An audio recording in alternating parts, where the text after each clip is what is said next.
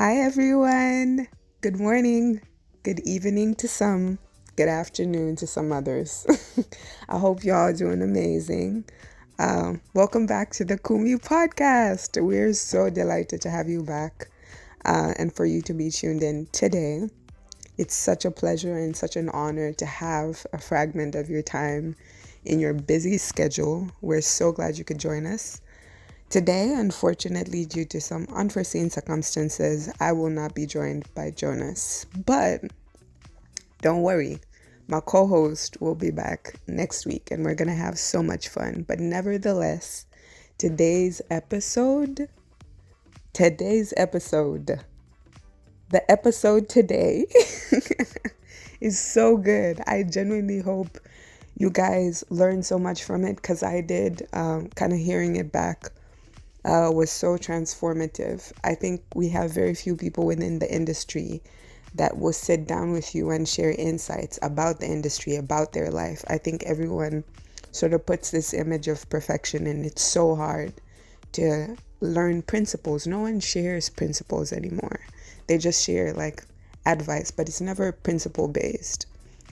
So we have the amazing, the prolific, as I say, because he's a man of many works, Destro, today on the Kumi podcast. It's going to be such an exciting episode. He's done so much work within the industry, ranging from hip hop to poetry to now being a voice actor. And I think anyone that's thinking of exploring those industries should definitely stick around for the episode. And also people that kind of want to gain some insights on marriage and their Christian walk and how they can incorporate certain principles from their Christian walk into kind of these different fields within the industry. I think you should stick around. It's going to be such an awesome episode. So without further ado, let's get into it. This episode, and I just can't wait to kind of dive into who Destro is, who Dexter is as a human being, and kind of humanize you, because I think people see you through the lens of your talents, and sometimes people don't get to meet you as the human being that is Destro. So hopefully through this episode we can get to know Destro or Dexter. True, very important. True that. So I wanted to start from here. I believe every artist has an origin story, like a beginning story. Just as Genesis is the beginning of the Bible, there must be an origin story to Dexter. So I want to know, how were you as a kid? How were you as a kid? I really want to get into like the nitty gritty of your childhood. Yo, first and foremost, I was, I'm an only child. I could put that out Oh, there. wow. I'm an only child. Yeah, so being an only child has its ups and downs, if I could put it that way. Mm, Ups and downs. Um, so majority of the time I was left to my devices. So that's how I would hang out with like because we lived in a yard where we was at the back and then there was a house in the front and the house in the front mm, was going through some renovations. So I used to mm, chill with the electricians, the engineers, the guys mm, who were basically doing that stuff. And as fate would have it, sometimes they do some weird stuff. And if there are kids around unsupervised, these can be some of the worst influences. But one thing I picked up from there is realizing how creative I was, because they used to give me wires that they were not using. Like, these excess wires we're not using it. Go make a mm. car. Go make some people, and that's how that's how I discovered how to make like little wire people, and Mm, motoka, and then you're playing mm, around because no one's really supervising you. So that's how I'd be about it. Um, I when my mom discovered that these guys were like trying to get me to smoke because they used to mm. smoke at newspapers, she was like, "Nah, I'm locking you in the house. When I get you from school, I'm gonna lock you in the house." Now you can imagine Period.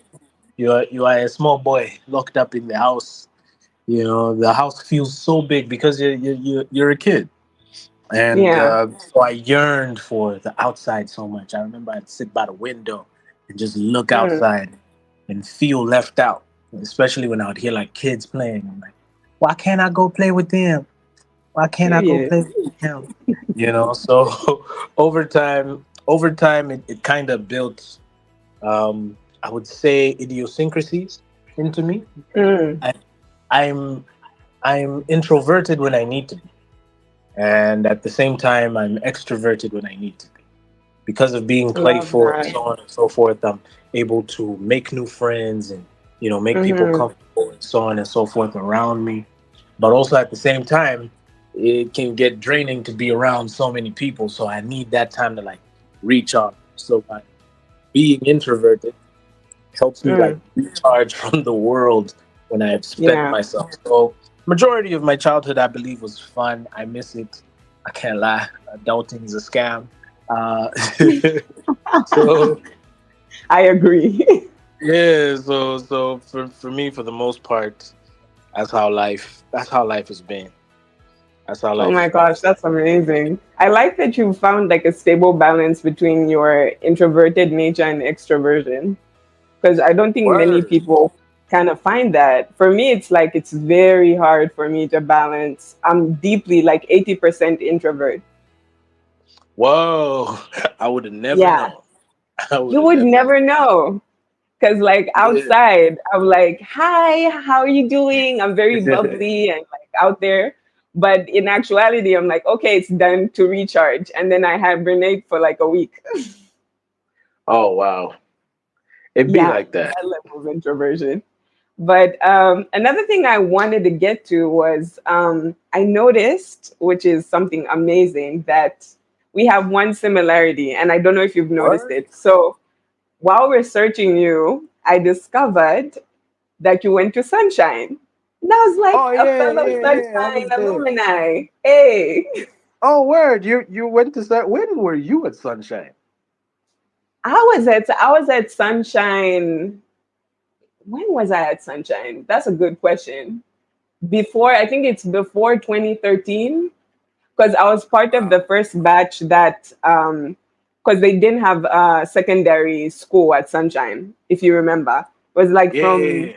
preschool to like seventh grade. Then Oh when yeah. we came, I think I did part of my primary until fifth grade, and then later on became part of the first batch to be the eighth grade and ninth grade batch. Wow, wow. Small world after all, they say. Small world. That's what I'll be telling y'all. It's really a small world. How would you describe your time there? My time at Sunshine, Yeah. I would call it formative. I would really call it formative. I learned a lot as a young Mm, Wafik, you know. Um, yeah, and at the same time, I went through enough of an experience. mm, Yeah, I went through enough of an experience to really deem it formative in that regard because between, I would say, the grades of one and maybe four, hmm. I was what you called a slow student. You know, like Oh my gosh, me too. people, people thought, hey, is this kid ever gonna make it because he's slow? He's not grasping things and stuff Uh-huh. like that. With actuality, we just never understood a lot of like these spectrums that we have more information on now. Things like the autism spectrum, or Mm, ADHDs, your ADDs, and so forth. So it's yeah, not that I was slow, but that I was very much distracted half the time. I feel you. Half the time, I was very much distracted. So that's Mm, that's what that's what I can say about like my time at Sunshine. From grade five till like grade seven, I picked up. I was like, all right, cool. I figured a formula on mm-hmm, how to make it work, how to be here. You mm. know what I mean? So yeah, yeah. So from grade five to seven, I think I was even like top three. Oh wow. Yeah, I'll Excuse go. me, top three? I like how you just brushed over that like it was a small thing. I mean, it's primary school. Everybody can get top three. Not everybody, trust me. It was one. True. It was the wilderness for some people, but I can completely understand that because I grew up being dyslexic, so it took some time for me to actually learn how to read, and I was perceived to be like you to some degree, a slow learner. So it's amazing how like people's perceptions and how they not fully understand human beings can create a narrative that a child can actually sustain their entire life without knowing it subconsciously. So That's very true. you know That's what I very mean? true. Like if people are like, this child is slow, we had an opportunity to kind of evolve out of that, but not many people do have, because then they act out of the narrative that you give them and the perception that you give them, which is crazy. It's extremely crazy because 9 times out of 10, we like to Mm, feel like we're in control. So because we like to mm, feel like we're in control, definition matters to us. yeah, You know, true that. defining things and people in certain ways is very important to us. You know. Mm, I could relate to that. So moving on Yeah. from that, at least we've got like nice background of who Destro or Dexter was growing up. One of the things I noticed from your Road to Balance docu-series was something Yeah. amazing that your aunt said, really beautiful, when she talked about Mm. kind of how your mom was a supportive figure, even when you decided to kind of just be an Yeah. artist. She was like, many parents wouldn't be as supportive. And I know many examples, trust me, of like people that wouldn't accept that from the get go. But your mom kind of even Yeah. constantly going to the point where she's reminding you, like, yeah, your dad was a musician. That's why. you know? Yeah. So how Yeah. is that? I want to know how it was because we don't get many stories of like parents being supportive of kind of talent at that very young age. Oh yeah, yeah. Hey, so I think it's a myriad of things, eh? Mm, First and foremost, how musical my dad was. mm, My dad, oh man, my dad was was a special human being. My mom, God rest her soul, would mm. always remind me of how much energy he had. He was just full of Wow. energy. He was always dancing. Michael Jackson was like his favorite artist, you know, Mm, and for me, I was like, I just grew into that because I remember watching Michael Jackson music videos every Saturday morning. This would mm. happen from the time I was like 4 to like I don't know, when did MTV Base come into Zambia? Then, you know what I'm saying? So, Oh my you know, I gosh. had uncles who really loved music as well. So, you know, they loved Tupac and they loved Mm. Westlife. So it was like a good mix of gangster and, you know, being soft. And they were soft gangsters. Yeah. I love Yeah. it. So, Teddy bear gangsters. yeah, yeah. So for me, having those kinds of influences around Mm. showed me that you know possibilities are endless. I'm Yeah. constantly exposed to people who had faith in their ability, you know, to make Mm. something happen. To the point that even my mom was like, "Yo, I can see that the talent is there. Why Yeah. should I discourage it?" My mother was never the type to be like, "Nah, focus on this because money will come from here." My mom was always Mm. like, work hard in each and everything that you do. If you're going to be in school, work hard. Mm. If you're gonna pursue the arts, work hard. I remember around the time I got signed to So Good, this was like 2010, Mm. 2010, 2011, around that time. So I always used to go for like the ciphers and everything. You know, my mom would be like, I can see that you are really interested in these things, you know. And then that's how now she started revealing how when she was in high school, she was like Mm. poetry club president. And I'm like, oh, so that's where I get the Ooh, poetry from, you know. period. Let's go, mama. You know, Okay. she was head girl at Wacha Secondary School in Kabwe, Wow. and she used to pontificate whenever she was giving speeches to the rest of the school. And for me, I was like, it's definitely in the blood. I can see it. it's in the genetics. You see the genetics. So by the time So Good was like, your son is talented, we want to help him grow his career, but we will not disturb his school. She was like, I Mm, cool. I can see you guys are the right people to have my son around. You know, mm, unfortunately, a year later she passed. But I remember, um, funny enough, when Pompey mm. made his transition, my mom was a huge encourager of, one day you should do something with Pompey. Oh, And wow. because I remember we used to listen to his first mixtape, The Transition. Yeah. He was still a circular rapper at the time, but Mm, like my mom could recognize that I resonated a whole lot with what he was rapping about. She recognized that I resonated a whole lot with Critic as well.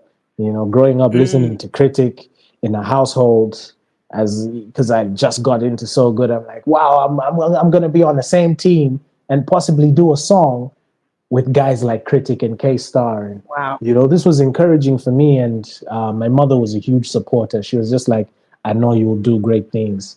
I guess the only sad part about it all is that she hasn't gotten to see where it's brought me, Mm. but I'm sure she looks down from heaven and she smiles. Wow, man. That's so, don't Yeah. get me up in my feelings now. But I think, you know what? To say she isn't really seeing what you're doing would actually be an understatement of the faith she had. I think faith allows you to live in a moment before the moment. So in actuality, she might have stepped into what Word. you're living now before you did, to some degree, which is Word. amazing. Word. So she met True. Pompey, she met Critic. I'm just saying. Yeah, nah, definitely. I totally agree with that because for me, what's even crazier is that I remember nights my mom would like come into my room whilst I'm asleep and pray Mm, for me. Now, what wow. she didn't know is that I was a bit of an insomniac, so I could hear her footsteps. Quick notice before we get back into the episode. I'm sorry. I know you hate me. I'm sorry. But just one quick notice. If you guys haven't yet subscribed to the podcast, what are we doing? What are we doing? I thought we were closer than this. I thought we were besties by now. I thought Kumi was my little family. But if you guys haven't yet done that, go ahead and click the subscribe button. You have all the other links in our bio about all the different social media platforms you can follow Kumi on for all the updates concerning any projects we might do, and any episodes we might upload. Because you know what I mean? You gotta be the first to watch it because you mean that much to us. I'm just saying. I'm just saying. But if you haven't yet subscribed, go ahead, subscribe. And if you're enjoying the episode, girl, guy, there's more to come. There's more to come. Stick around. She had that kind of sign. So, I just wanted to find out at what point you kind of just accepted your calling and stepped into your Christian walk and accepted Christ. oh yeah, oh yeah. It should be like 8 months after my mom died Mm, in like 2012. I was searching. I was in a space where I was searching. I was looking through everything. mm, I read Hindu practices. So like mm, everything that is like popular now, I was familiar with then. So like mm, imagine my disbelief when people are mm. all into identifying as either spiritual animals or my star sign is Pisces, therefore a Don't get trauma me bond. And started. I'm just like, you know what I'm saying? Like, oh man, what kind of horoscope am I watching? Mm, So there was a whole lot of that. There was a whole lot of searching in those regards. Self motivation and all of these things like 48 laws of power that people are like into these days. I was into mm, then. mm, And nothing was satisfactory for my soul. Nothing was satisfactory to me. mm. So it led me into this wilderness where I was like, man, the last place I want to look into is the Bible. Because I also Yeah. kind of was like angry at God because Mm, everybody came at the house. They was praying for mom, and nothing Mm. changed. She died. She died still. I remember walking into the hospital room, Mm. and she's dead, and there's this priest, praying at the top of his voice, and I'm like, "There's nothing you doing, bro. She's gone." Mm. So I kind of had this bit of angst and anger at God, where I was like, "Man, you took the only person that cared for me away."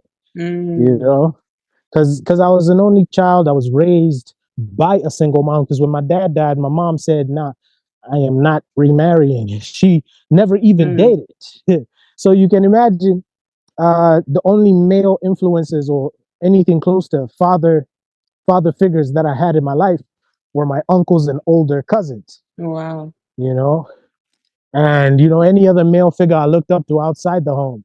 So it was like that. It was like that for most of my growing up. To the point where I think about it today and I'm like, yeah, I need to be a present father. When Mm. when I eventually get to that bridge, I need to be a present father. So I Wow. think about all of these things and I'm hoping to reroute the history from what it is or what it's been.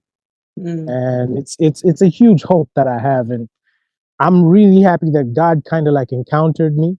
Because when I now started searching through the scriptures for like answers, like, all right, cool, I'll give this God thing a try. Let me read the Bible. As I was reading the Bible, I started to encounter certain things. Mm. And mind you, I'm not one for paraphernalia, so I knew that Mm. these were just weird encounters. Because if I had a history with weed or anything, I would have been like, yeah, it's probably that Nando I took. But but I have no such history with such herbs or herbs as they like to call Mm. them. For me, purely the encounters I had, I do believe it was God, because how can Mm. you just start dreaming of a lion in your room Oh wow. telling you about family history that you were never there for? You Oh know, my gosh. like I remember him detailing stuff that happened to my aunt when she was 6. I've never heard my aunt tell What? this story. Yeah, so I remember going up to my aunt and telling her, I had a dream that you went through this and this when you were Mm. 6. And she was just like, who told you? Your mom ever tell you that? I'm like, nah, I just told you I had a dream. I just dreamt this stuff today. Mm. And and she was just in disbelief. How? Oh, nobody even knows that. In fact, I don't even know why I'm thinking your mom told you, because she never knew that. Oh wow. And I was just like, okay, that was a interesting I history believe lesson. you. So you know what I'm saying? So like for the next month, I just kept being shown stuff, shown stuff, Mm. shown stuff. And I would go up to my grandpa, Lord rest his soul, and I tell him, Mm. why'd you do this? And he was like, hey, how did you know? Me, Mm. I didn't forgotten that transaction, you know, and so on and so forth. Wow. And I remember telling my cousin, God bless her, for following the advice. I Mm. remember I remember just randomly we were all chilling and everything at home, and I remember just telling her, "Don't abort," and she was like, "I'm not even pregnant, so you don't have to worry about me." And I'm What? like, "All right, cool, all right, That's cool. You ain't crazy. pregnant, cool." You know what I'm saying? And then next thing I know, she comes back home like 3 months later, and she's like, "Okay, so I'm flying off to the UK. That's why I'm gonna give birth." And I'm just like, Ah. isn't it you who was saying, eh? So that's when now I started like digging into it a bit more, because the encounters I was having Mm. and like some of the things that I started being told, it's like they were confirmation of what I'm called into, Wow. and for me, at the time I was like, okay, what's this? Why are you showing me all of this? And I remember God, as clear as day, just going like, so you could believe. And I'm like, Mm. there, I believe, but help my unbelief hit me differently around that time. And that's how I got led to Christ by people, because I was like, Ish, I can pray this prayer by myself because I'm actually reading the word. Mm. But I feel like I need to be led. And that's how I met my mentor, or as Mm. Pentecostals say, my spiritual father. You Hey. know, it was around this time that I was asking God, like, yo, you got to help me grow in this. That, Mm. He just caused all things to work together for the good. So that's how I met my mentor. He came through, led me to Christ, led Mm. me to baptize me in the Holy Spirit, Mm. and here we are today. Long story short. Oh, wow. God definitely Yeah. did his number one on you. He was Oh like, you yeah, think. yeah, But you know what? yeah. I think it was essential for the Oh search, yeah, right? definitely, It was essential definitely. for you to kind of go through all these different religions in order for you Yeah, to settle in what you believe now without like yeah. That's reasonable true. doubt. And most people kind of look at Christianity and they're like, you just settled. Like, I'll give an example of me just being a PK, right? And with being Word, a word. preacher's kid, like majority of people are like, oh my gosh, you was born into it. There was Oh no other yeah, way for you. And the yeah, beauty, I think, of having the parents I have, which I don't think many preachers' kids could relate with, is yeah. the autonomy they gave me to discover Christ Mm, on my own. And I don't think word, word. many people give kids that autonomy, because at the end of the day, a Christian walk is singular. It's your child alone. It's not like mom and you, right? So That's my right. mom's like, you're gonna go through your challenges alone. You're Yeah. going to face different experiences alone that will require you to lean more on your relationship with God. And if you don't have that and you're basing it off of our relationship with God, anything that affects us will affect you too. And we don't want that. So I Oh think yeah, that's there's true. something beautiful about the search, which is equally the search I went on. And as you're saying, Yeah. I went through different religions. I went through atheism. And there's a point Word. within kind of atheism where I wanted them to explain why certain things are, and they didn't, right? Mm, So it's like the yeah. beginning. They'll give you all these theories about how science is very precise and very concise, and everything doesn't come out of nowhere, right? So it's like Yeah. there must be a beginning, there must be a first cause, right? And then when you Of ask course. them what's like the first cause of certain things, the earth being the way it is, or certain forms of creation, they're like, it just happened. The two balls of fire just came together and it just happened. And then you're like, why did they stop being balls of fire? Well, it cooled down and it just happened, right? And so I saw like small aspects of creation and the beginning missing in science that they couldn't explain. So it led me down kind of just my own journey of discovering who God is. And Genesis made more sense after exploring what science couldn't make sense of. And so just to hear that from you is so, I think, beautiful, and relatable to many people, because I think it gives people room to kind of go on their own journeys and kind of discover who God is for them. One aspect I think I wanted to touch on, which was from Yeah. um, your project, The Road to Balance docu series. Again, you talked about Mm, the mythology of balance, and I loved that because I don't believe girl, you did balance your is. research. I did. Can you tell? Can you tell I did it? I could tell. I could tell. Lots You of people know, just be asking random questions. you know. You on the money with it. Come I on, was. come on. I I salute you. said, come on. If I'm gonna do, I'm gonna do this with my brother. I'm gonna go all in. There you go. There you go. Let's do it. So within the docu series, one thing I loved Let's was go. how I like that. you start kind of defining if the pursuit for balance is actually in the beginning. We don't know your stance on whether balance is achievable. Then towards the Mm, final episode, I love yeah. how it just unveils and you're like, I don't think this joint is achievable at all.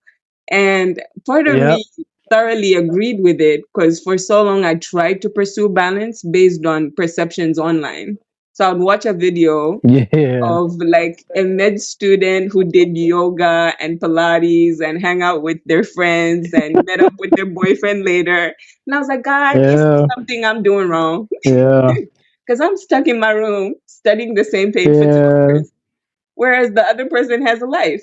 So I was like, they clearly must have balance. But then what I learned was, especially when you're a person that wants to really invest like the 10,000 hours into your art, um, Yeah. to some degree, you're going to have to sacrifice some things at certain points in your life, and some things suffer. That's right. You know what I Yep. mean? So I was like, I just Yep. think balance is priorities in harmony. Mm. And sometimes Word. Word. we lose Word. the harmony to some degree. Sometimes we fall off, and someone it's off tune sometimes, and then we come back and we're like, okay, let's harmonize, right? But I think the Yeah. offbeat moments are essential, because it's Kobe Bryant waking up at 4 a.m. to go and work out in the gym before all his other partners show up. But also the other side Exactly. to that is he doesn't wake up his kids in the morning, right? So he misses those moments, right? Being in the gym. Yeah. But then you're like, that was essential for Kobe Bryant to be Kobe Bryant. Yeah. That's true. So I want to know what your kind of opinion is on balance. You voiced it out, but I really want to know like an in-depth understanding of what your opinion is about balance. Outside of being an artist and doing school, you're Mm, also what's the word I'm looking for? You're also a leader. People mm, look up to you. You gotta make sure your relationship happy. yeah. On top of just on top of just trying to figure yourself out, Mm, trying to find out like, okay, um, what, where's my footing? Where do I find balance? Right. mm, And I realized, yeah, it shouldn't be called time management. It should be called priority management. I should true. know how much time I'm going to dedicate to what in order to more or less reap the fruits from it. You know what I mean? Mm, So the more that I've explored this need for balance in life, the more that I've come to, prioritize, get more adept at prioritizing. mm, There's a period of time like all of these other things that I've been known for, they evolve over time, mm, right? So if I'm known to be an artist, there's a period of time where now I'm a husband. So mm, obviously my priorities change. I have to make sure my marriage happy. I have to make mm, sure I'm taking care of the bills. I'm providing for the home. I'm priest, provider, protector. You know what I mm, mean? So under that umbrella, I have to make sure that we good at home. mm. We don't go a night without eating. Yeah. And that means that my rapping might suffer. Mm, My true. poetry might suffer because it's not bringing in the income. If it Mm, was, because I have to be extremely honest, when Zambia, yeah. I can't make a living off of um, the art space because there are no structures to protect me as the creative. True. You know, not only are there no structures to protect me as the creative, um, yeah, because the perception that a lot of people have, especially of the arts, is that my hobby. Yeah, in Yeah. RE, they're telling you playing the piano is something you do in your pastime. Like after you've Mm, done everything important, you can play piano. And mm, I'm just there like, there are people who play at concertos, getting millions of dollars for just yeah. playing for 2 minutes, True. or playing every 2 minutes. This guy is gonna go home and he's going to see $1 million, Mm, taxed even. He's going to be taxed even. Uno. Ah. And even just the thing that I've become even more adept at because mm, it's what's keeping the lights on, mm, voiceover acting. mm, You find that even then a lot of the gigs I do that like bring proper money into the home and on time is international gigs because there's structures for what I do outside of my own country. yeah. Here people even say things because there's so much contempt for art and artsy things in Zambia. It's sad because if I tell someone, okay, this voiceover is going to cost you 20K, they'll look at me and be like, oh, what are you smoking? So you mean to tell me for just standing and talking, we should pay you 20p? Excuse And me. then, you know what I'm saying? But I rebutted and I was like, yeah, but for a commissioner of oaths to certify your reg, you're willing to pay 20p.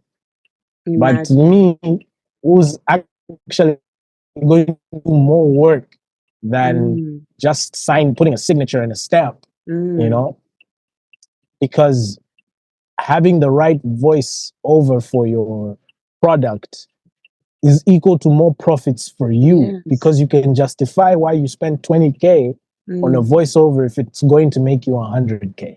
You know, because a lot of the times what voiceover actors and artists do for brands is we are what your product sounds like. Wow. You know, so when you get the right voiceover, you have the right energy for your product. Guess what? When people hear it, they'll be like, you know what? I think I want to try. I want to try. I want to try Milk It. You know, because the voice at the end, it sounded very convincing. You know what I'm saying? So voiceover actors, people in the marketing space, the creatives in the marketing space, they are purely the decision makers when it comes to not only how things are perceived, but also they are the determinant factor between people buying into a product because it's good and people buying into a product because they're trying to find out. Oh, wow. You know, so yeah, so like that, you know, you got to navigate that space. Locally, of course, we fight quite the battle to like get respect for the things that we do. True. Not only as artists, but also as like voiceover artists, as copywriters, and in the marketing spaces, as graphic designers, and so on and so forth. So striking a balance is an extreme sport, you know, especially in the dynamic that I'm in. I remember having a conversation with Jess, and I was like, because I had a job, right? So I had a job. I was working as a copywriter. I don't know if you know Jessie and Sophie. Yeah, I do. From Jazzy Jess. Le Diplomatique, if I'm correct. That's right. Period. Yeah, that's right. Yeah, so that's like the big bro. So, you know, he was like head copywriter at the company we was working at.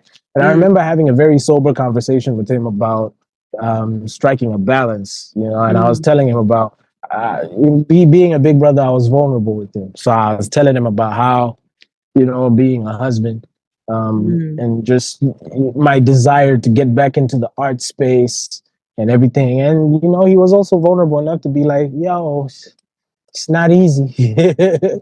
Oh my gosh. Not, you know, I can't even imagine on his side because he has a kid now.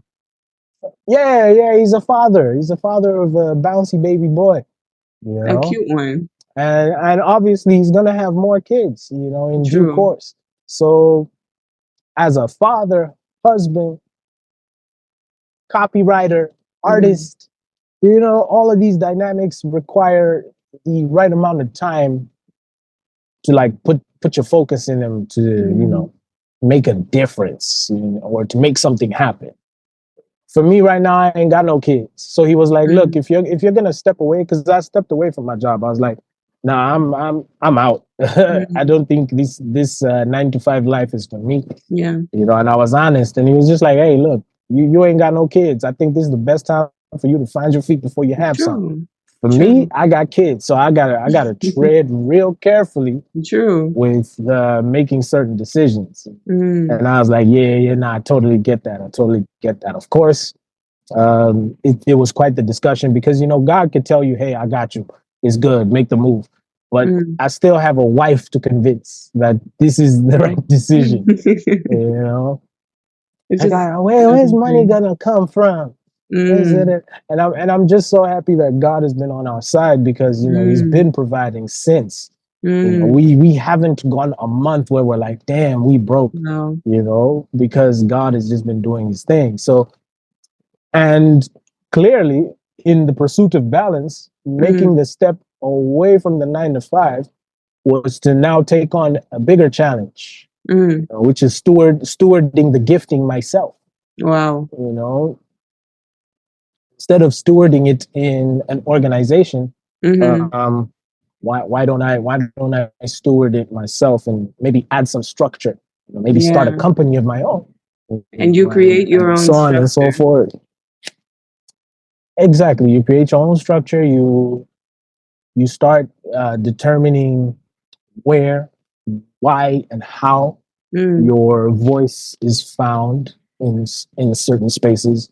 Mm. So at the end of the day, what that does is not only do you give yourself some form of power, you also open yourself to the reality that if you're not putting in the time, Mm. you're not going to reap the benefits. Because now it's on you.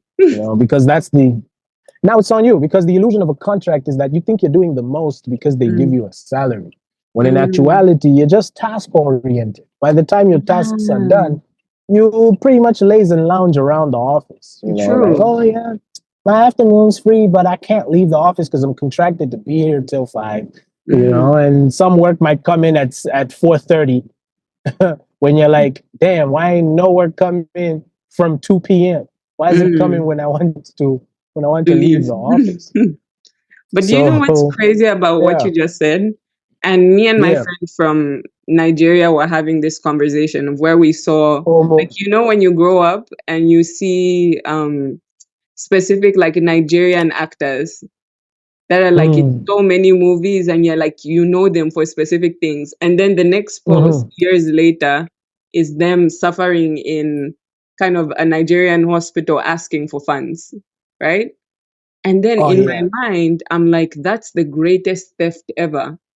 Because for you to Oof. devalue someone that has poured into your life so much, and you were Yeah, literally raised watching this person's work, and for them to be in the state where they have to beg you for a hospital fee is crazy to me. So in my yo, mind, it was like that's it was crazy. going back to what you just said of concerning the lack of structure within kind of the arts industry, and how Yeah, much of a theft that is to artists, because you devalue them consistently, yeah, right? And the yeah. sad thing where it's You- like you deserve more from us as Zambians, to mm, be honest, because you pour in so much of yourself and try to be as authentic as you can, and put in the hours and the studio time and the studio money. No one talks about the studio yo, money, which is really expensive. You know what I mean? To get yeah, in that 1 hour. yeah, Um, but you put in yeah. It'd all be of like that, that. and we devalue you by not paying you what you deserve. It's Exactly, crazy. exactly. It's crazy. It's hella crazy. It's a perception thing. Mm. It's a No perception. one It ever truly is. wants. Yeah, it's a perception thing. No one ever wants to empower the mover. They, Mm. they they would much rather have the power themselves. Yeah, true. Do you think, So yeah, when it comes to like Zambian arts, the way, as speaking of it as a perception, how like art is a hobby as opposed to it being something you can derive a living out of? What yeah, I always ask people, because I always try to look for solutions to things. Like, what do you think yeah. is the solution to changing people's perception of art? And is it dependent on the artist or other people, if that makes sense? I mean, there's so many moving wheels to that question. Mm, There's a part of it that's policy. There's a mm, part of it that's the onus is on the artist. mm, Because at the end of the day, how artists behave dictates how fans treat them, but also true. outside of their behavior and fan treatment, because we also have to remember that people are possessive. So when they consider you to be like their favorite artist, Mm. they're just basically telling you you are my favorite possession. Please do not jump Wow. out of this box that I've placed you Wow. in. So I've been in many situations where someone tells me, "Hey, keep doing what you're doing. I see what you do," and I'm like, "Oh yeah, great. Please comment." it's encouraging for me to, when you comment, nah, I don't want you to grow a big head. What? What? Your comment is that important to me. Like you, your comment is Mm, so magnanimous that it'll boost my ego. When in yeah, actuality, it's just affirmation. Like you're just yeah, letting me know that you see what I do. You know what I exactly. mean? And um, there's a whole lot of contempt for the arts. You know, there's a whole lot of contempt for artists because we also have a culture of you will not upstage me. You know, like, Mm, oh, because my wife likes to listen to you, you will not be the favorite man in my wife's life. I should be that. You know what I'm saying? The contempt is everywhere. It's just that in other spaces where um, artists can afford the audacity of mystery, mm, it's you know there's a bit of like that space, there's that intrigue, there's that bit of mm, protection for them. Here we don't have a celebrity culture, you know what I mean? true. And people don't even like the idea of celebrity in Zambia. I won't speak for other countries, I'll speak for Mm, Zambia because mm, I've been treated like a celebrity in SA, in yeah, Kenya, in Zim, but here, for no, what I do, there's like, yeah, you do it. Even my daughter can do it. that's crazy. Okay, why isn't your daughter doing it? No, because she has better things to do. Oh, okay. So what I Oh, do is not a, you know what? It's not something seen in the same regard as something better to do. So mm, there's like so many dynamics to it. So policy making, of mm, course, in policy it means just reforming education mm, to allow for arts to be a pursuable career step, you mm, know, like where someone shouldn't be despaired saying when I grow up I want to be a pianist. You mm, know, they shouldn't be dismayed when they say that, because when I was younger, outside of choosing to be an artist, if you said I want to be a teacher, they laughed at you. You yeah, know, if you said I wanted to be a fireman, they laughed at you. But if you said, "Oh, I want to be a doctor," wow, we all want to be doctors. the I want to problems be an that engineer. joint has Wow. gotten me into.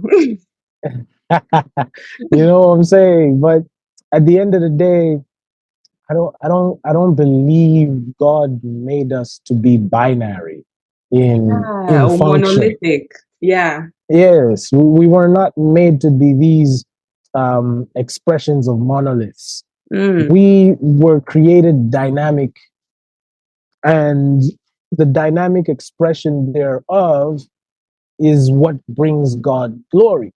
true. Because at the end of the day, he will have his glory. His word Mm, will not return to him void. yes. But people still have the free will to choose whether or not they will be part of that. Or, you know, or they will choose their own paths. They will choose the paths that have been given to them, that are mostly traveled. The way to despair is wide, you know, Mm, than the way to fulfilling purpose. The way to fulfilling purpose is the word fulfillment in and of itself is predetermined for what you will find when you're in your purpose. wow. Fulfillment. You know Mm, what I'm saying? So yeah, it's a heavily layered question to answer. But yeah, yeah. from an educational standpoint, things have to change. Like, you know, people need, from grade one going up, there needs to be a curriculum. We need art schools. We Mm, need yes. universities that have arts in them. You know, people need to be. We also need structures such as law around arts. Yeah. We also need structures such as financial literacy around arts, Yes. because things like music, they don't call it the music industry for nothing in the States or in SA. Mm, They call it the music industry because it's a business. it's a If huge I'm going to business. invest, yeah, like these guys make huge risks in artists. They don't know whether or not the person will be able to bring back the amount of money. But that's why there's structure, so that they Mm, ensure that whatever product is being pushed out brings back a recompense, you know, mm, where they'll say, okay, we're going to create a Travis Scott. You know, they call them industry plants, right? Artists that are just created. So we're going to create a Travis Scott. We're going to put a team of writers. All these team of writers are paid individuals. They are paid top dollar Mm. to they're paid top dollar to they're paid top dollar to make sure the product, which is the artist, is successful. You know, it's here Mm. in Zambia where everyone is a starry. Everyone is a starring in Zambia. You know, the manager is also famous, Yeah, like the artist. You know, and so on and so forth. But that's these are the hilarious. things that we go through, Yeah. because of the perception challenge. So it really is on both the artist to educate, but Mm-hmm. also for policymakers to step in and create the platform for Mm-hmm. that education. I Because if, love if that. they don't step in to create the platform for that education, Mm-hmm. it, it's gonna be a failed journey, Yeah, more or less. true that, true So that. yeah, with how layered answering the question is, I think that's the best attempt I can give it for now. Nah, it was a really good attempt. I would say that. So one of the other things I've been exploring is kind of the new age concept of Zambia Kuchalo, which is like my understanding kind of has gaps, and I'll tell you why, and you can kind of let me know your opinion on it. So the whole thing of Zambia Kuchalo is kind of, I think, creating one universal voice within the nation that is marketable to a global audience, Yeah, right? And so yeah, my problem with it is, to some degree, I feel like the art scene in Zambia, when it comes to the reception of art, is biased. They receive a yeah. It specific is. type of art. And so it's like, it's more like Yeah. we exist in the bubble of our mind as a country, to a point Mm. where it's like, I don't think people understand. And it's not even like an insult in any way, but it's just my kind of perception of what's going on being outside.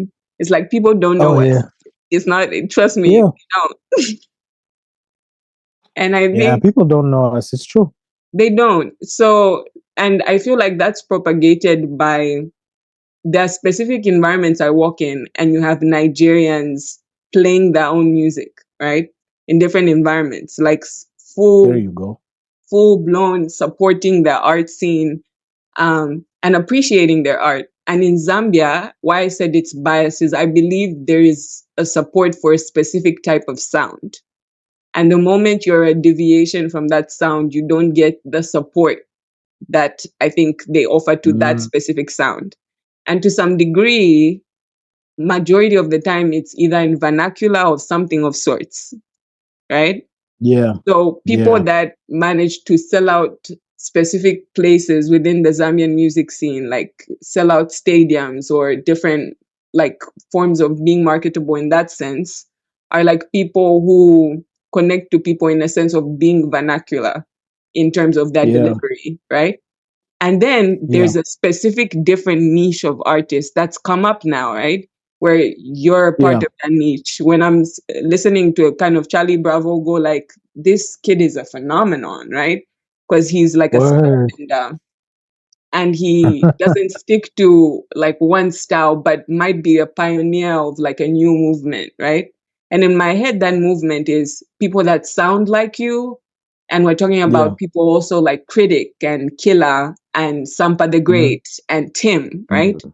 Who to Yeah, some degree don't stick to what Zambia wants to define as a Zambian sound, a kind of a deviation yeah, from that sound, and are kind of just expressive and free to be authentic to their art. And the art kind of sometimes leans out of the confines of the category that Zambians have placed you in, right? And so when it yeah. comes to Zambia Kuchalo, I don't understand. I want to kind of get your understanding of what that concept is and how we can actually have the real Zambia Kuchalo. Yeah, I mean, it's gonna take a lot of work. It's gonna take a lot of work. I think one thing that we have struggled with a lot is identity. Yeah. Identity as a people. We have struggled a lot to like find our identity Mm. and really just hone in on who Zambia is. Because if Mm. we're being extremely honest, Zambia is an amalgamation of so many cultures. Mm. Not only do we have 73 tribes, but we can sound Nigerian. Yeah. We can sound South Yeah. African. True We can that. sound American. We can sound European. Yeah. What do we sound like? I also don't know that. You know what I'm saying? Like, what do we sound like? If you're very educated or you've been exposed to a lot of like European or Western material, you tend to find identity in that. Mm. So a lot of the times people be like, we Zambia because chisungu chali chikama. You know what I mean? True. Um, when I came up rapping, it was very hard because people know what you're saying. It's not like they don't understand what you're saying. Yeah. They just don't want to hear it because they're like, Yeah. so you know what I mean? If you Yeah. rap in vernacular, hey, but then again, it's like, but nah, you can't force me to express art in a way that you want. Because the thing about Mm. audiences is that audiences will gravitate regardless. Yeah. Artists just need to get to a place where they realize I'm a messenger. I will Yeah. be held accountable for the message, the Yeah. quality of message, and Yeah. how it was disseminated. Because I think if artists stop looking at it as it's English versus vernacular, for Mm. there to be an identification of Zambian, Mm. then we might make headway. Yeah. The closest thing we've gotten to being put on the map really is Sampa the Great. Truly. But Truly. even then, locally, she hasn't been accepted. No. The first few times that she came in and said, I want to have a show here, Zambia is my home, people are refusing for her. And I don't until get Jada that. Pinkett Smith, was like, I'm listening to Sampa the Great on my playlist. That's And when now Zambians suddenly, was like, that's when Zambians was like, yeah, Zambia Kuchalo, that's our person. Oh, she's your person now that mm, Jada Pinkett is, you know what I'm saying? She's your reposted it. person now Mm. that ko America wale mfuaya sana. You know what I'm saying? Because Mm. after Sampa the Great, the next best thing we have to putting Zambia on the map is Killer. Oh my gosh, yes. Because Connor Price just like decided, oh, let me check out Zambian acts. Mm. And if we're being honest, when you do your Google search for Zambian acts, the first acts you get are your Slap D, your Dandy Mm. Crazy, your Makitus, Makito, yeah. your chefs. Monkey. This guy skipped all of those Oh guys who my come up gosh. first when you look for Zambian artists or rappers. He Mm-hmm. skipped past your maps and said, nah, Mm. nah, nah, I'm sure. Because he probably did a deep dive. He had He to. listened to he's like, okay, I've listened to Slap D, I've listened to Makitu. Mm. Oh, I really like this kid. Mm. You dig what I'm saying? He did his research, and that's how he reached out to the boy. And if you look at the streaming numbers right now, they are proof in and of themselves Crazy. that Zambia does have the possibility of exporting talent. Mm. It's just a matter of the talent being unapologetically themselves, Yes. and because the audiences are out there. That's just the truth, True. So eventually we're gonna get a form of identity. One thing I like that Killer's doing is that he's forged his own sound with Legend Son. They call it Kalindrila. I like that. I like that. Kalindula over drill beats, and that's dope. That's like super dope. It's a sound. It's something that's unique to a Zambian act, to a Zambian artist. Yeah. Because it's kind even of also Kalimbala like itself, we can argue. true. Because it's something like, how people talk about the evolution of Afrobeats, where it started from and Yeah, where it is, and how people have yeah, different takes on it. There's now mhm. Afrofusion and all these different things, Oh, but it's yeah, got like foundation in something, and you can hear yeah, that in the music. Even in like Sampa that's the right. Greats, what's the song with Tio and Mwanje? Oh, yeah, Tio Mwanje and Never Forget and Never Chef. forget, never forget. You can Yeah, hear some references to Zamrock. Like there's some yes, underlying foundational references. The crazy thing, I yeah, think, and I hope it's not too late before Zambia realizes this, the same way we mm, regard brain drain is what would potentially happen with artists, where people go yeah, to UK to find jobs, right? Because they're not getting the pay they yeah, deserve. When it comes to artists, it took somebody great being in Australia for them to notice, oh mm, my gosh, this is nice.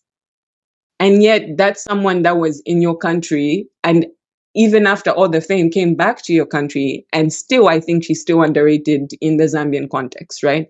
I think Kela is yep, underrated when it comes to the Zambian yep, context, because yep, what he does should translate into the numbers.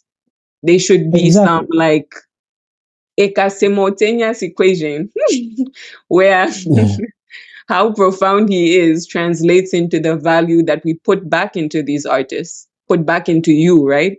And I think Yeah, there's, as you said earlier, a perception problem where it's like we don't appreciate the outliers that mhm, bend, as Charlie Bravo said, that are like style benders, right? That don't just yeah, stick to what we grew up listening, but find creative ways to kind of stretch it and different forms it can come out as. So I think yep, Zambia has so much growth to do when it comes to perception of artists and who artists are. And I think also backing when it comes to representation, backing the artists that are actually good, backing you, backing Killer, backing Samp, and being like, oh, this is us. This is us. And this person is going out and representing us in such a beautiful light. But it should yeah. reflect the same way within the country as it does outside, which is crazy. Wow. So I would want Yeah. that. I would want more of that. I would want to be exist in Georgia and have a Killer concert, and then Killer go back Word. home and have the exact same reception that he had in Georgia, in America. You know what I mean? And that Exactly. translate Exactly. into something profitable where he can actually make a living. Now he don't need a job Exactly. because that is his Exactly. job, right? That would be so exciting. But we can go on talking about this all day because I'm so curious when it comes to this topic. But one thing I would Yeah. love to end on is the moment you made me feel like a potato, and I'll tell you why. Ah. So I'm watching Tio Dason's video. I see you and your Mhm. wife, and I'm just like, God, Mhm. am I a potato? Am I really a potato? Because look at what you doing for my friends, and I don't know why it's not the same way. The art is not translating. Is that why is it not translating in my personal life? Like, but I see this beautiful human being that is your wife, and then through Yeah. research, I discover she's been with you from like what 2013 or 2014. 2014. That is insane. That is Yeah. insane. So the entirety of your journey has literally been with this person by your side, which is crazy. Yeah. Yeah. That's insane. So She has been there from formation to where we are now. that is insane. So one of the Yeah. things I think that I come across, and I wanted to kind of get your take on it, is Word. when it came to understanding marriage, aside from looking to my parents, who are amazing examples of that, um, Amen. when it came to popular culture, I remember listening to Mark 44's Shipikisha Club. And I was just like, Welcome. Welcome. yo. I said, is this marriage? But then in the end, he kind of wraps it up so beautifully when he talks about God being love. So I wanted to kind of understand your perception of marriage, getting into marriage, because I think we have so many divorce rates. The level of divorce rates right now is through the roof, right? And so Yeah. getting into marriage not from a place of fear, but from a place of kind of that context of God being love. What was kind of your perception of marriage, entering marriage, and what is the reality of marriage you have come to? Yeah, like every other person, you kind of think marriage is this um fantasy world. It's this Yeah. fantasy place, you know, where you're just always happy. It's always whimsical. And Yeah. yeah, the only thing between you and like your happiness is the devil. Um, Mm. but I guess the biggest wake up call is getting into marriage and realizing that to make a happy home, you have to put in the work. Mm. You got to work on your communication. I thought I was a great communicator till I got married. Well, we both thought we were great communicators before we got Mm. married. Because, I mean, distance makes the heart grow fonder. So, Mm. you be there texting every day, everyone, good morning. You're on your way to work. That's nice. But when you live together, there are some days where you wake up and then you're just like, so I should say good morning. Yeah, right here. You know, like when you get to see each other, when you really haven't gotten to see each other, like if you're Mm. only seeing each other through video calls and all of that other good stuff, you kind of feel like when you see each other, wow, she's so beautiful. Now you Mm. wake up every morning and you're like, oh, okay, there she is. So it really takes you working it out to really be like, wow, she's so beautiful. You know what I'm Mm. saying? Like to really appreciate. And honestly, the kind of evolution you go through in marriage is different from when you're just like single, Mm. cohabiting as some would. I wouldn't encourage it, but yeah, Mm. the major difference is covenant and Mm. the very fact that you get to realize the choice you've made. The Mm. reality of your choice is in your face every day. And Wow. the reality of what that evolves into is is experienced each time. So Mm. you kind of navigate into this space where you're like now trying to understand your responsibility Mm. to the person, Wow. right? You're not just thinking about the responsibility you have to yourself no more. You know, finances is no longer, oh, this is my money, that's your money. Let's bring it Mm. together. Nah, it's our money. Let's see how we can use it. True.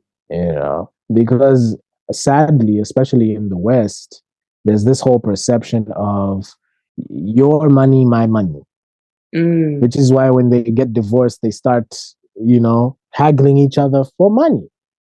Mm. Whereas biblically and also in the traditions we are taught, well, in some traditions they don't teach it this way, Mm. but it's no longer your money.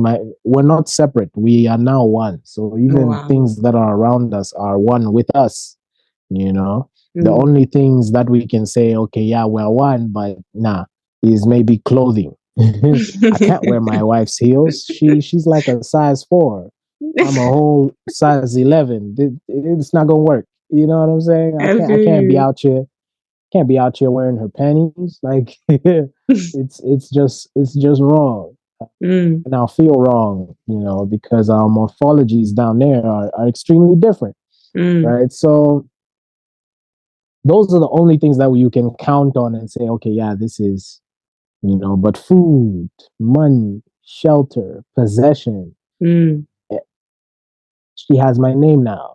Their father handed her over to change Mm. her last name, which means she's no longer her father's responsibility. She's my She's responsibility mine. now. Yeah. You know what I'm saying? Mm. And I owe it to her that in everything I do, I'm not doing it for me, I'm doing it for we. So Mm. it really changes the dynamic. And I believe this is where even the Bible comes in to say, he who finds a wife finds a good thing and True. obtains favor. Mm. There's a reason why God has to give you favor in marriage, because it's no longer just you. Mm. Like you can trust God alone, cool. Yeah. But when you trust Him together, it's just different. Wow. It slaps different, it hits different, you know. Mm. You get challenged as a man, like, are you really a man? Because the mark of a man is his leadership, you know. Wow. So for my wife to have said yes, she saw something. She was like, yeah, this Yeah. man can lead me. You know, whilst a lot of people are worried about what's in the bank account, Mm. they end up forgetting that leadership is a key characteristic. That guy can have money, but if he Mm. can't lead you, wala tendwa. You Yeah, know what I done. mean? Yeah. You're done. You know, and there's nothing worse than a rich blind person, Oh, wow. because you'll be there trying to appease them, and they're still rich and blind. It's true. They will never see things the way you do. That's Mm. just the real.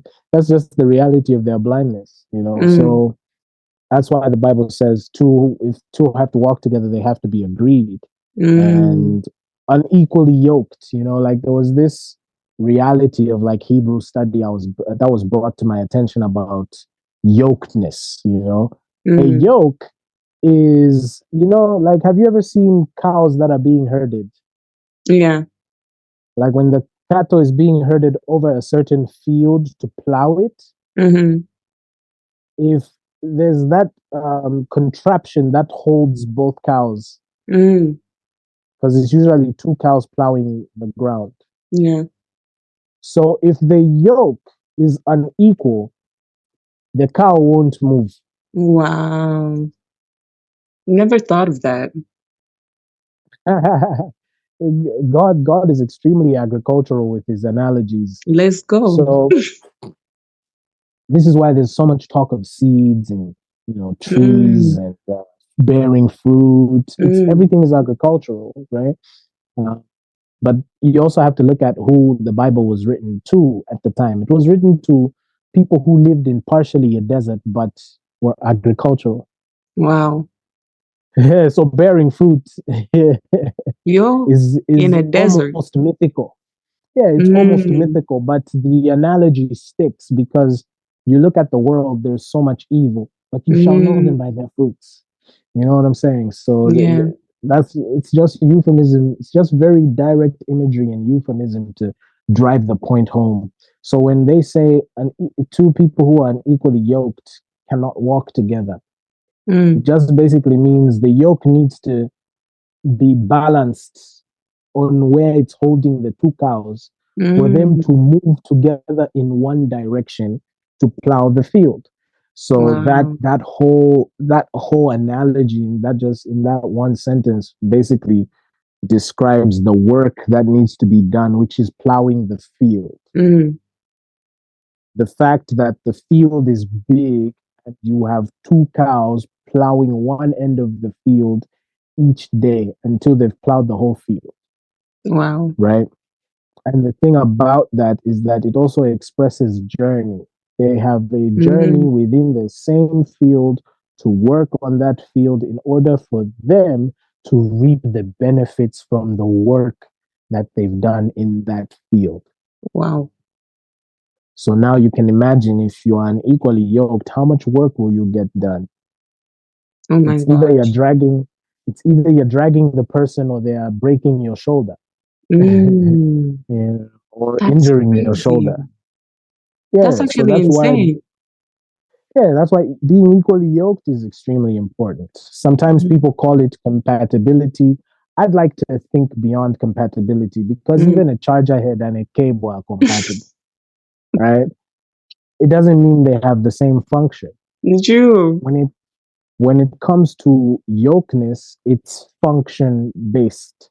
There Mm. is work to be done Mm. for a benefit to be reaped. So we Wow. need to be plowing the field in the same direction. That's Wow. equal yokeness. Yeah. So that's the thing. That And is I feel like, crazy. yeah, 9 times out of 10 believers think an equal yokeness is, oh, they don't believe in Jesus, but me I do. When Mm. they believe in Jesus, you can be unequally yoked. It's There's true. growth patterns, that exist from that perspective as well. So at the end of the day, the biggest thing that I'd hope for many people to realize is that Mm. marriage will not cure you. If you have Yeah. inadequacies, marriage won't cure those. If you're addicted to porn, marriage will not cure that. Mm. If you walk into the marriage with a proclivity to flirting with other women, Mm.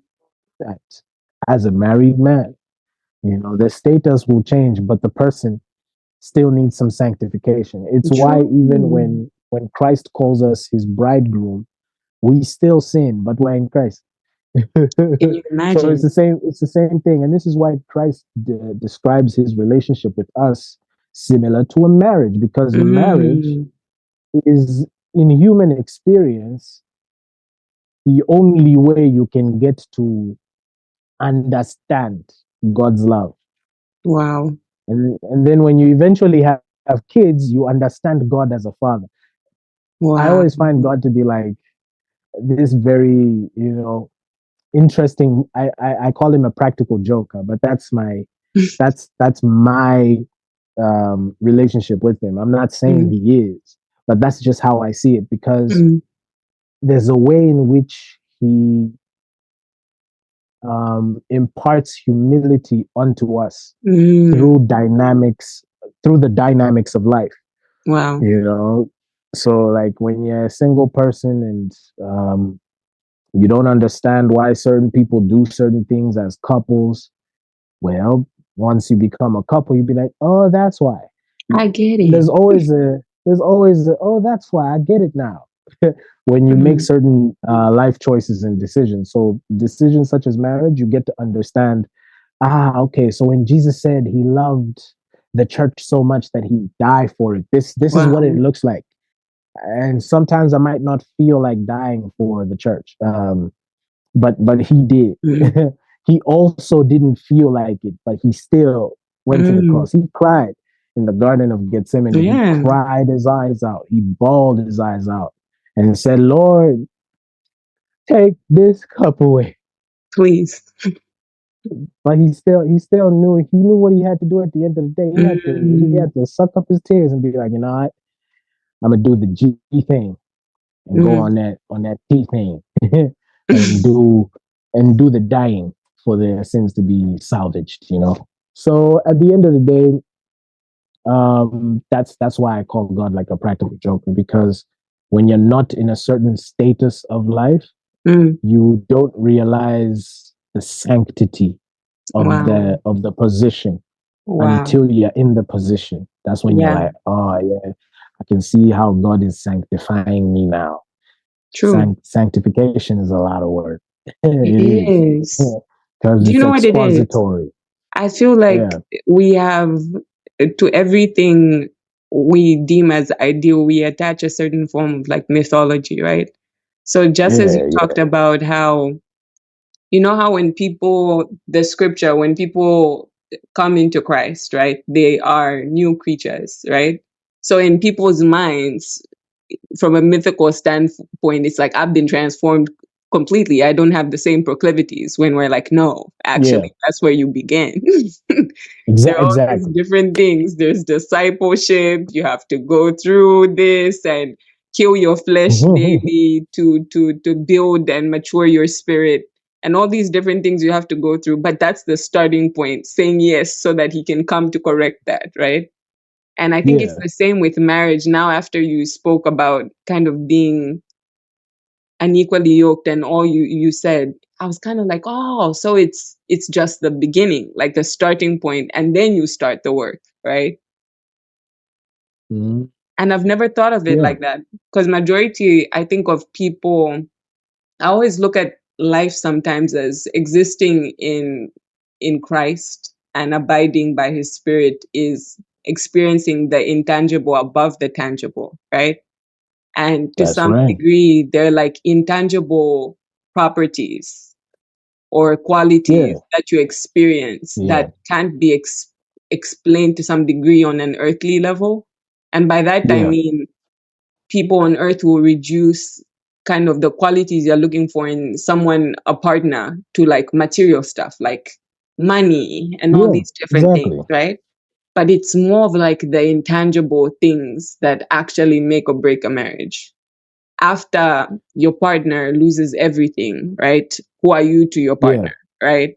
And the Mm, material is no longer the standard that you uphold in your marriage because it's no longer there. It's yeah. non-existent at this point. But what remains, right? So it's all these Exactly. intangible qualities that I don't think people pay heed to. And for me, I think that's why we have so many divorce rates because we enter in the mythology of perfection and based on the tangible, and then have to experience the challenges of not considering the intangible, which is crazy. But Yeah. I love Yeah. that. You got it. You got it. I got it. I'm learning. I'm not a potato. There you go. There you go. There you There go. you go. But oh my gosh, I have had so much fun literally throughout this episode, and I've learned so much. Trust me. I always say this, but I Wow. don't think people understand. I literally go back and listen to these episodes and take notes because truly and reflectively, they inform how I view life, right? I now have a different perspective or lens to view life through, which is exciting for me because I'm a curious being.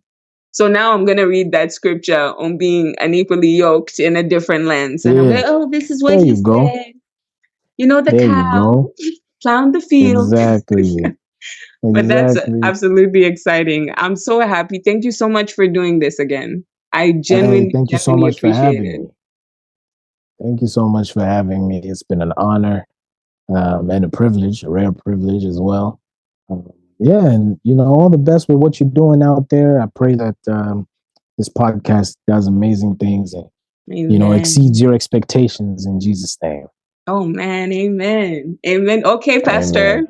Now we move from voiceover actor to pastor. I receive it. Well, well, Well, no, all believers should be praying for each other anyway. So, true that. True that. and But thank you nobody got to so be in the much. office of pastor. I mean, Yeah, no, I'm yeah, just nah, you're saying welcome. it might be Yeah, something to consider.